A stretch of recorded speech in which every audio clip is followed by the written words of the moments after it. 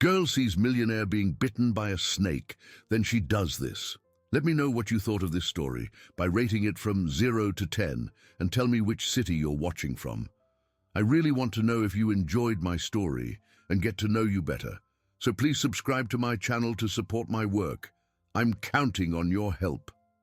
The December sun beat down on the dusty streets of Oakhaven as little Hazel, just 4 years old, held tightly to her grandmother Eleanor's wrinkled hand. The girl carried a torn plastic bag where they kept the few cans found during the morning, while Eleanor, at 78, leaned on a makeshift cane made from a piece of wood. The two walked slowly along the uneven sidewalk, seeking shade under the awnings of the commercial establishments. It had been 3 months since they lost the family home. Eleanor's medical debts had piled up like an unforgiving avalanche after her devastating lung disease. First came the expensive medications, then the specialist appointments, until the bank took the small house where they had lived for decades. Now they survived by asking for help in front of the local church and collecting recyclables through the streets of the small town. "Grandma, my feet are hurting," Hazel murmured, looking at the worn-out sandals that barely protected her small feet from the hot asphalt. "We're almost there, my flower. Let's rest under that tree," Eleanor replied, pointing with her cane to a shady spot near the shopping center. The two headed for an abandoned green area behind the commercial establishments. The place was known to locals as a vacant lot where tall weeds and old trees grew. Eleanor chose a fallen log to sit on and shared with Hazel, the last piece of bread they had gotten from the bakery that morning. The girl was playing with some pebbles when a well-dressed man appeared, walking slowly among the trees. Arthur Blackwood, 52, wore a blue dress shirt and black slacks, a stark contrast to the rundown environment. The owner of 3 building supply stores in the region, he often sought out that quiet place to escape the suffocating routine of business and reflect on his empty life. Arthur walked, lost in thought, when he stopped near a thick bush. His mind was occupied with the marital problems he faced at home. Beatrice, his wife of 20 years, had turned their marriage into a daily battlefield. She constantly criticized him, belittled his decisions, and showed contempt for any gesture of kindness he tried to make. Suddenly, a quick movement among the dry leaves caught his attention. A copperhead snake, about 5 feet long, emerged from the undergrowth with agile movements. Arthur froze as he realized the danger, but the reptile was faster. In a fraction of a second, the serpent struck, sinking its venomous fangs into the businessman's right leg. Arthur's cry of pain echoed through the green area, sending birds flying in fright. He fell to the ground, clutching his injured leg as he felt the venom begin to spread through his body. His vision blurred, and his heart raced uncontrollably. Hazel was the first to hear the screams. The girl dropped her pebbles and ran towards the sound, despite Eleanor's frightened protests. When she got close, she saw Arthur lying in the vegetation, his face pale and sweat pouring down his forehead. "Grandma, there's a hurt man here!" Hazel shouted in her childish voice, but it was filled with urgency. Eleanor approached as quickly as she could, immediately, recognizing the seriousness of the situation. Arthur was semi-conscious, breathing with difficulty and groaning in pain. The bite mark was visible on his leg, already beginning to swell. "My child, run to the street and scream for help." "Run!" Eleanor ordered, her voice trembling with nervousness. Hazel darted towards the bustle of the main street, her small, bare feet pounding on the dirt ground. Reaching the sidewalk, she began to scream desperately for help, waving her arms at the passing cars. "Help! There's a very sick man! Please, someone help!" the girl cried, tears streaming down her dirty cheeks. Several pedestrians stopped upon seeing the desperate child. A shopkeeper immediately called for an ambulance, while others followed Hazel back to where Arthur lay. When the ambulance arrived 15 minutes later, Arthur was delirious with a high fever, and the paramedics had to act quickly. It was a venomous snake bite, one of the first responders explained to his colleague. "We need to get him to the hospital urgently." Eleanor and Hazel watched as they put Arthur on a stretcher and took him to the ambulance. The girl held onto her grandmother's old skirt, still frightened by everything she had witnessed.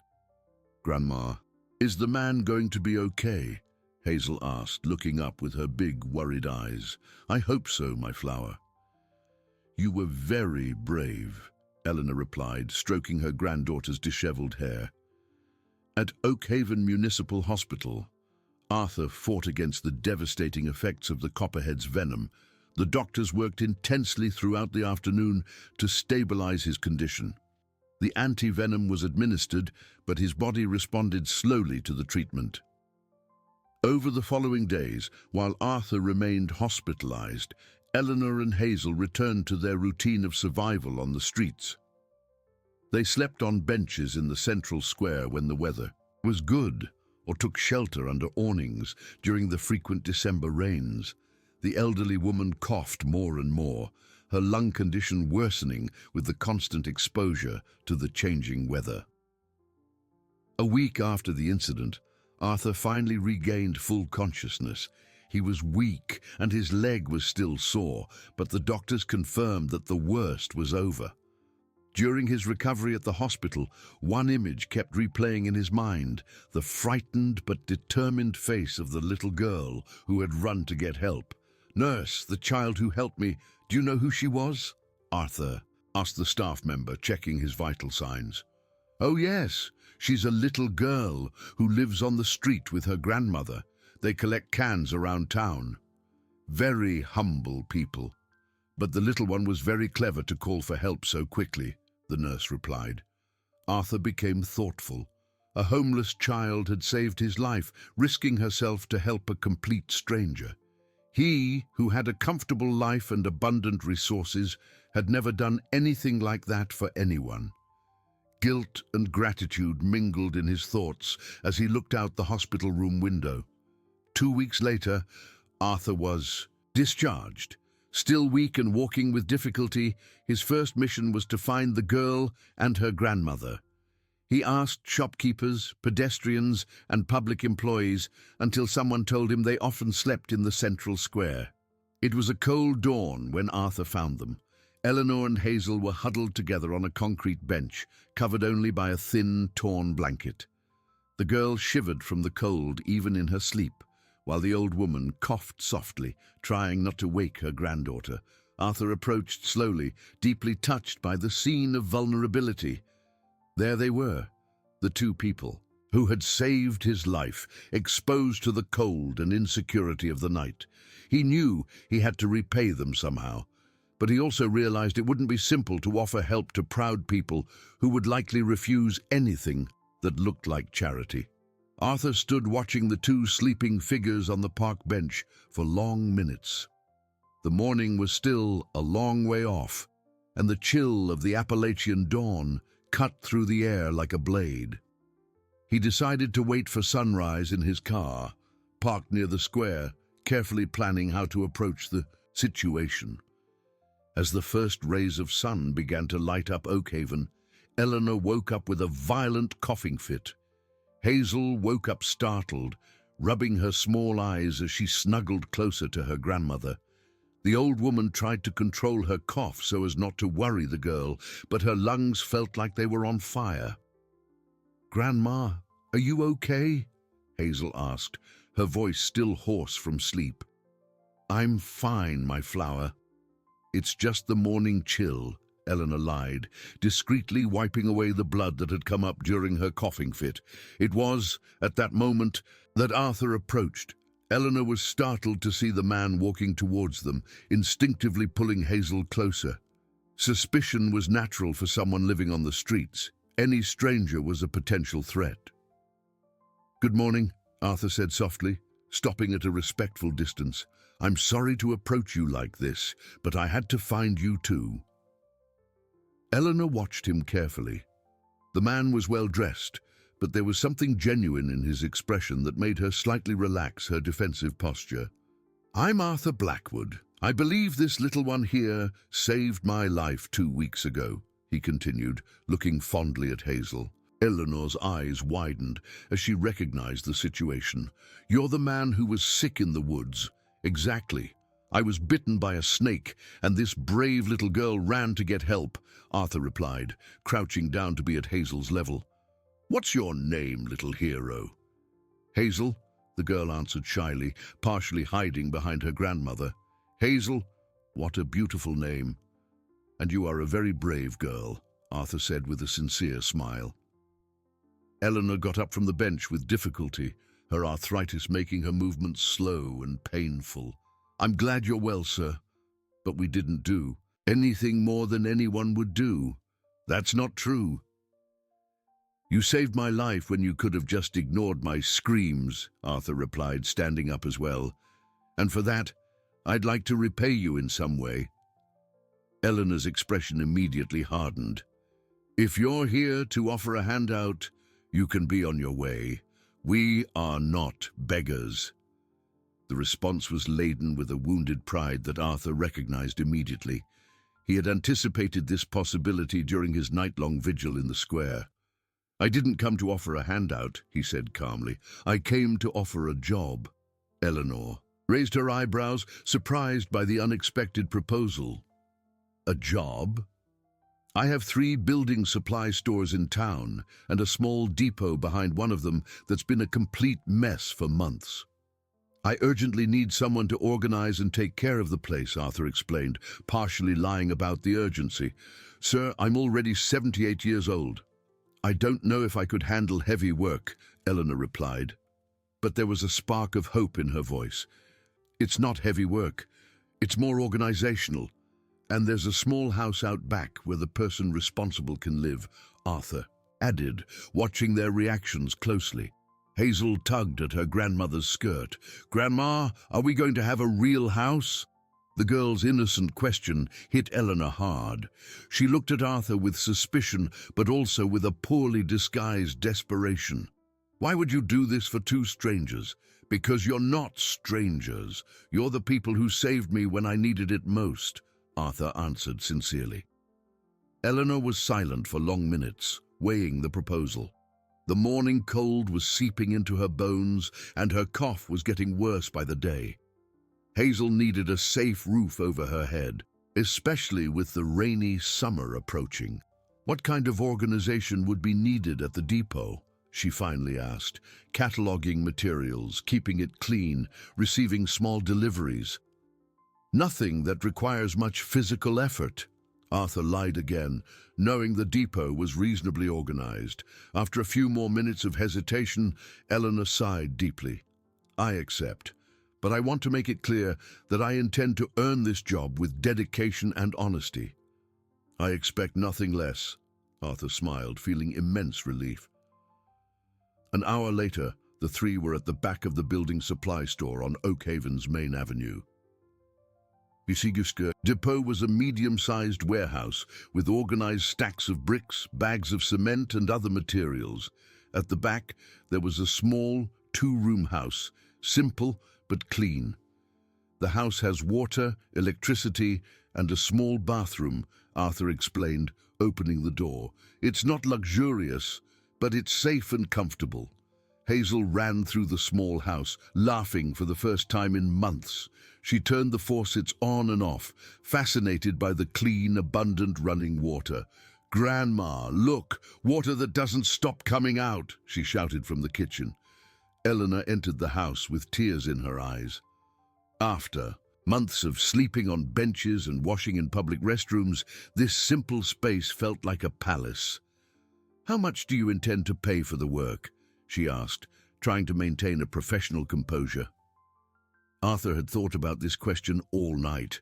$400 a week plus the housing. $400 a week! Eleanor almost stammered. It was more money than she had seen all at once in the last 6 months. "It's a position of responsibility," Arthur justified. "The depot has valuable materials and needs someone trustworthy looking after it." Eleanor nodded, still processing the radical change their lives were about to undergo. In the following days, Eleanor proved to be an exceptional worker. She arrived at the depot even before Arthur opened the store and systematically reorganized each section. Her practical knowledge of construction, acquired over decades of living in a small town, impressed her boss. Hazel played among the stacks of bricks, creating imaginary castles and talking to the birds that visited the house's yard. For the first time in a long time, the girl had started smiling constantly. Arthur visited the depot daily, always finding excuses to talk with Hazel. The girl greeted him with growing enthusiasm, telling him about her games and showing him the drawings she made in the dirt with twigs. "Uncle Arthur, look at the bird I drew," Hazel said one afternoon, pointing to scribbles on the ground. The word uncle hit Arthur unexpectedly, warming his heart in a way he hadn't experienced in years. At home, Beatrice treated him with coldness and disdain. Here, a 4-year-old girl called him uncle with genuine affection. However, the harmony was not to last. Beatrice Blackwood had noticed her husband's frequent absences and his change in behavior. He came home later, was more distracted during meals, and, most importantly, seemed happier. "Where have you been spending so much time?" she asked one evening during a tense dinner. "Supervising the depots. I hired a new employee to take care of the one behind the store on the avenue," Arthur replied, trying to sound casual. "A new employee? What employee? Why didn't you tell me? I didn't think it was necessary to bother you with work details." Beatrice stared at him with growing suspicion. Married to Arthur for 20 years, she knew every one of his expressions and knew when he was hiding something. "I want to meet this employee," she declared coldly. "There's no need, Beatrice. It's just an elderly woman who takes care of the organization. I insist. I'm going to the depot tomorrow." Arthur felt a knot in his stomach. He knew his wife's cruel personality and knew she would be capable of humiliating Eleanor and Hazel just for pleasure. He tried to dissuade her, but Beatrice had already made up her mind. The next morning, Beatrice arrived at the depot unannounced. She wore expensive clothes and an arrogant expression as she watched Eleanor organizing bags of cement. "You must be the new employee," she said in a voice heavy with disdain. Eleanor turned, immediately sensing the hostility in the well-dressed woman's voice. "Good afternoon. I'm Eleanor. I'm Beatrice Blackwood, the owner's wife," she announced, emphasizing her position of power. At that moment, Hazel came running from the yard, her hair disheveled and her clothes dirty with soil. "Grandma, I found a really pretty rock." The girl stopped when she saw Beatrice, instinctively feeling the negative energy emanating from the woman. "Does this child live here?" Beatrice asked, looking at Hazel as if she were an insect. "She's my granddaughter. She doesn't get in the way of my work," Eleanor replied, instinctively placing herself between Beatrice and the girl. "Doesn't get in the way?" Beatrice laughed with disdain. "Has my husband turned my business into a shelter for beggars?" The insult hit Eleanor like a punch to the gut, but she maintained her dignity. "Mom, I work honestly for what I receive. I am not a beggar." Beatrice walked through the depot, inspecting every corner with critical eyes, looking for flaws to criticize. Arthur arrived 15 minutes later, sensing the tension in the air. "Beatrice, what are you doing here, getting to know your new charity case?" she replied with venomous sarcasm. "Interesting how you decided to play Santa Claus without consulting me." Arthur felt anger rising in his chest but controlled himself in front of Hazel, who was watching everything with big, scared eyes. The tension in the depot was palpable as Beatrice began her hostile inspection. She walked among the stacks of materials with the arrogance of a queen inspecting conquered territories, her high heels echoing on the concrete floor like hammers. "Arthur, we need to talk," Beatrice said, completely ignoring the presence of Eleanor and Hazel. "Now." Arthur looked at Eleanor, who held her head high despite the evident humiliation. Hazel hid behind her grandmother's skirt, her large eyes filled with confusion and fear. "Go ahead, Beatrice. You can speak in front of my employee." Arthur replied, deliberately emphasizing the word employee. Your employee? Beatrice laughed cruelly. You mean your new philanthropic hobby? Since when do you care about homeless people? Eleanor felt her face burn with shame but remained silent. Hazel tugged at her skirt, whispering, Grandma, why is that lady mad at us? We're not doing anything wrong, my flower, Eleanor answered softly, stroking her. Granddaughter's hair? Beatrice overheard the exchange, and her face twisted into an expression of disgust. This is even worse than I thought. You not only brought a beggar to work here, but you're also supporting a child who isn't even our responsibility. Beatrice, that's enough, Arthur said, his voice low but loaded with warning. Enough! Beatrice raised her voice. Arthur, have you completely lost your mind? You're paying a salary to this woman to organize material that was already organized, and on top of that, offering free housing. Eleanor took a step forward, her wounded dignity speaking louder than her prudence. Ma'am, if you're not satisfied with my work, I can leave right now. What a great idea, Beatrice replied immediately. Arthur, pay her what you owe her and resolve this embarrassing situation today. No, Arthur said firmly, surprising everyone. Eleanor stays. She's an excellent employee, and I'm not firing her. The silence that followed was charged with electricity. Beatrice stared at her husband with a fury she had rarely shown so openly. We'll talk at home, she said through clenched teeth. And you, she pointed at Eleanor, don't get too used to this situation. You can be... Sure, this won't last. Beatrice stormed out of the depot, leaving a trail of tension in the air. Arthur stood in silence for a few minutes, clearly disturbed by the confrontation. Mr. Blackwood, Eleanor said softly, if my presence is causing problems in your marriage, I can find another place. No, he replied immediately, you've done nothing wrong. It's Beatrice who needs to learn to respect people. That night, the argument at the Blackwood house was violent. Beatrice screamed with a fury that made the neighbors close their windows. You've completely lost your mind, Arthur. You're wasting our money on street bums. They're not bums. They're decent people who have fallen on hard times, Arthur retorted. Decent? Beatrice laughed with scorn. An old woman who can't even take care of herself and a dirty child who probably doesn't even have papers. You're being used, Arthur. They saved my life, and you've already repaid them by giving them a job and a house. Now it's enough. The argument continued late into the night, with Beatrice threatening everything from divorce to sabotaging Arthur's businesses. She knew her husband's weak spots and didn't hesitate to attack them. In the following days, Beatrice began a systematic campaign of humiliation against Eleanor and Hazel. She would show up at the depot unannounced, always finding reasons to criticize the old woman's work. This pile of bricks isn't aligned, she would point out with disdain. There's dust on this shelf, she'd criticize at another moment. Why is this child always so dirty? She would ask, looking at Hazel with disgust. Eleanor endured it all in silence, but Arthur noticed how these visits left her shaken. The elderly woman had started coughing more intensely, especially after the confrontations with Beatrice. A week after the first tense encounter, Beatrice made a discovery that completely changed her strategy of attack. Rummaging through Arthur's bank statements, she discovered that he wasn't just paying Eleanor $400 a week. There were also frequent withdrawals for medical expenses and medications.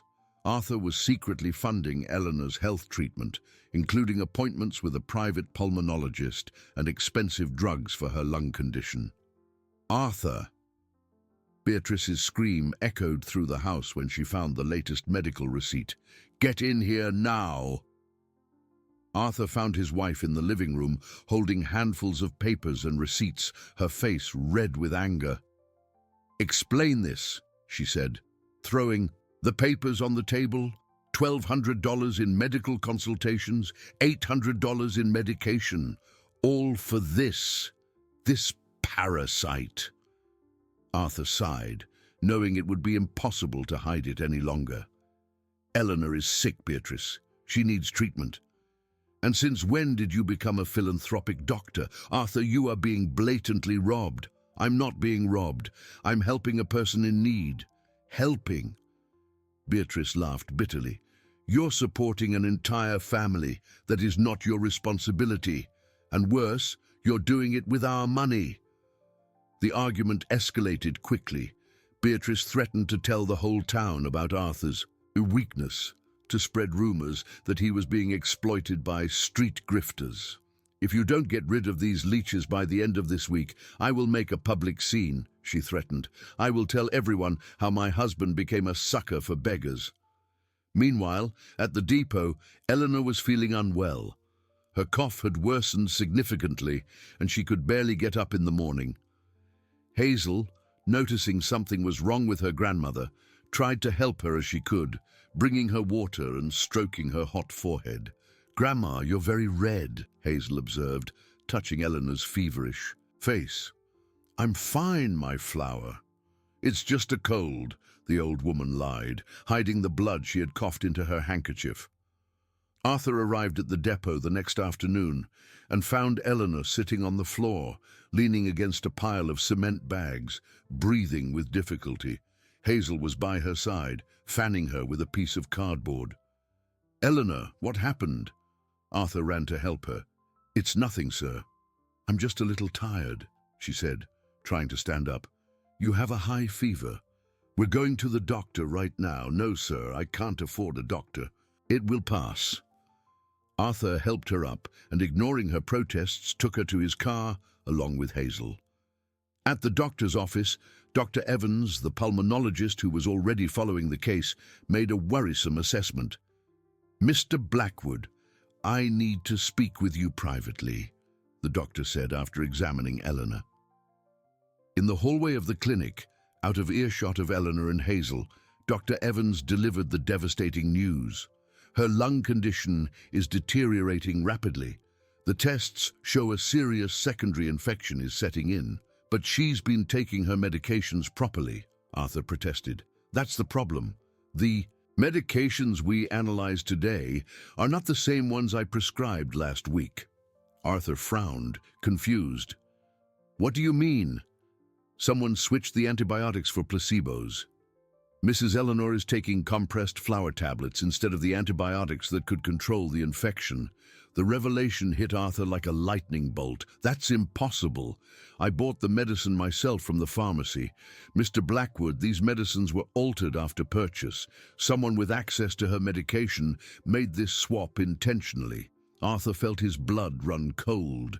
Only 3 people had access to Eleanor's medicine: himself, Eleanor, and Beatrice, who had visited the depot several times in recent weeks.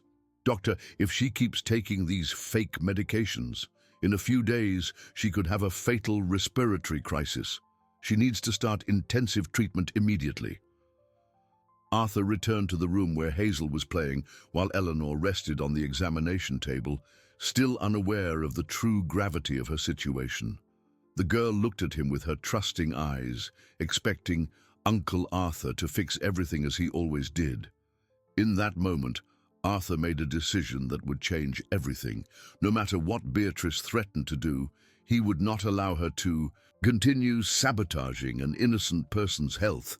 It was time to confront his wife and find out just how far she was willing to go in her cruelty. Arthur arrived home that night with a determination he hadn't felt in years. He found Beatrice in the living room, reading a decorating magazine while drinking red wine, her serene expression contrasting with the storm he carried in his chest.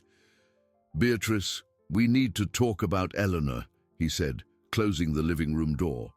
"Oh, finally come to your senses. I hope you've come to tell me you got rid of that leech," she replied, without looking up from the magazine. "On the contrary, I discovered something very serious today." Beatrice finally looked at her husband, noticing something different in his tone of voice. "What do you mean?" "Eleanor's medications were swapped. Someone replaced the antibiotics with placebos. She's dying because of it." A tense silence filled the room. Beatrice slowly closed the magazine, her expression changing from casual to cautious. And what does that have to do with me? You were the only person besides me who had access to her medicine, Arthur said, closely watching every micro-expression on his wife's face. Are you accusing me of something? Beatrice's voice became dangerously low. I'm asking if you know anything about this. Beatrice stood up from the sofa, walking to the window with calculated movements. When she turned around again, there was a cold smile on her lips. And what if I did? What if I did do it?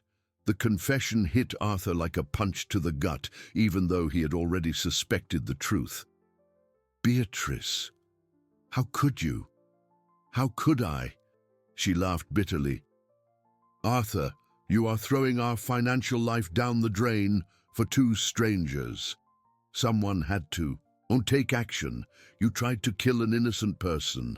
I tried to open your eyes, Beatrice shouted, losing her composure. That old woman has been manipulating you since day one, and you idiot, fell right into her trap. Arthur felt an anger he had never experienced before. Eleanor never asked me for anything. I was the one who offered help. Of course you offered. She put that child up to it to make a fool of you. Oh, how cute, a brave little girl saved the town's rich guy. Don't you see how you're being used? The only person who has used me for years is you, Arthur said, his voice as sharp as ice. Beatrice stopped shouting, the silence weighing between them like a tombstone. 20 years of marriage were crumbling in that moment. What are you saying? I'm saying it's over, Beatrice. Tomorrow you're going to tell Eleanor what you did. You're going to ask for her forgiveness, and you're going to get out of my life. You're kicking me out of my own home for two beggars. I'm getting rid of a cruel person who tried to commit a heinous crime. Beatrice tried one last gambit. Arthur, if you do this, I will tell the whole town you're having an affair with that woman. I will destroy your reputation. Say whatever you want. I'd rather be judged for helping people in need than be an accomplice to your evil. The next morning, Arthur arrived at the depot carrying a box of new medications and found Hazel playing alone in the yard. The girl ran to him with her usual smile, but there was worry in her eyes. Uncle Arthur, Grandma couldn't get up today. She's very tired. Arthur found Eleanor lying in the small bed of the house. Her breathing labored and her face as pale as paper. She tried to sit up when she saw him enter. Mr. Blackwood, I'm sorry I'm not working. I'll be better tomorrow. Eleanor, you're not going to work anymore. We're going to take care of your health first, he said, showing her the medications. And there's something I need to tell you. While Eleanor took the first real antibiotics in weeks, Arthur told her the whole truth about Beatrice's sabotage. The old woman listened in silence, her tears falling as she understood the cruelty she had faced. Why does she hate us so much? Eleanor asked. Because you showed me something she never could. Genuine kindness, Arthur replied. 2 days later, as Eleanor gradually recovered with the proper treatment, Hazel made a discovery that would change everything once more. Playing in the yard, she found an old metal box half buried near the warehouse. "Grandma, look what I found," she shouted, dragging the heavy box into the house. When Eleanor saw the box, her face turned even paler. Inside were yellowed documents, old photographs and official papers with City Hall stamps. "My child, where did you find this?" she asked. With a trembling voice, it was buried near the big tree. Arthur, who had arrived for his daily visit, noticed Eleanor's altered state. "What happened? These documents, they're from my old property. The farm we lost 30 years ago," she said, holding an official paper with trembling hands. "What farm?" Eleanor then told a story she had kept for decades. She and her late husband had owned a small rural property on the outskirts of Oakhaven. Her husband worked as a foreman at the local mining company when he discovered serious irregularities in the company's operations. He reported what he saw and was fired the same week. Then the fraudulent lawsuits against our property began. We lost everything and could never prove our innocence. Arthur examined the documents with growing attention. There were contracts, deeds, and most importantly, a detailed statement of the irregularities witnessed by Eleanor's husband. Eleanor, these documents prove you were victims of a conspiracy. With this, it's possible to reverse the loss of the property. Mr. Blackwood, that was 30 years ago. Who's going to care now? Justice has no deadline for correcting mistakes. I'm calling my lawyer. Over the next few weeks, while Eleanor fully recovered from her health crisis, Robert Mills, Arthur's lawyer, worked intensively on the case. The evidence was overwhelming. Eleanor's family had been the victim of a corrupt scheme between the mining company and city officials. But the most shocking discovery came when Mr. Mills investigated the names involved in the historical scheme. Beatrice's father had been the city official responsible for the fraudulent lawsuits against Eleanor's property. Beatrice knew this from the beginning, Mr. Mills revealed to Arthur. She recognized Eleanor on the first day and was afraid the truth would come out. The final explanation for Beatrice's cruelty was both devastating and enlightening. She didn't just hate Eleanor out of jealousy, but out of fear that family secrets would be discovered. 3 months later, the court ordered the restitution of the rural property to Eleanor, along with substantial compensation for the years of unjust suffering. The farm, though in need of repairs, was still productive and valuable. "Grandma, do we have a real farm now?" Hazel asked, dancing around the yard upon hearing the news. "We do, my flower, and you'll have little horses and chickens to play with," Eleanor replied, crying with happiness. Arthur, who had divorced Beatrice and faced the public scandal alone, felt lighter than he had ever been. His reputation in town, contrary to what Beatrice had predicted, had grown. People admired his courage for standing up to his own wife to protect innocent people. "Uncle Arthur, are you going to visit our farm?" Hazel asked on moving day. "I'll visit all the time, little one. You're my family now." Eleanor hugged the man who had saved their lives in every possible way. "Arthur, how can I thank you for everything you've done for us? You already have. You two taught me what real family is." 6 months later, on Eleanor's renovated and productive farm, Hazel ran through the green fields, chasing colorful butterflies. The girl who had once slept on park benches now had her own room, toys, and most importantly, the security of a family that loved her. Eleanor, completely cured of her lung condition thanks to the proper treatment, managed the property with the wisdom of her 78 years and the renewed energy of someone who had reclaimed her dignity. Arthur visited the farm every weekend, bringing gifts for Hazel and helping Eleanor with property decisions.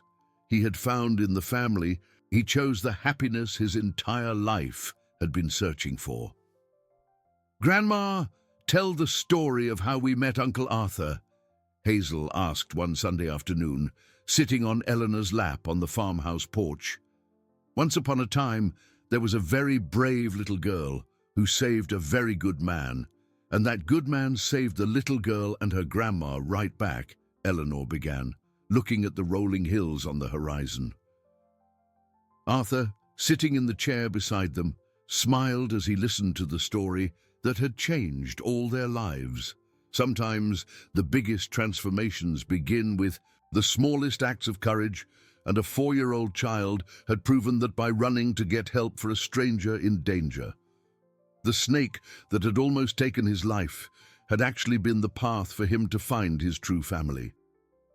And on that golden afternoon, with Hazel laughing on his lap and Eleanor telling stories, Arthur knew he had finally found the place where he belonged. If you enjoyed this video, please subscribe to my channel.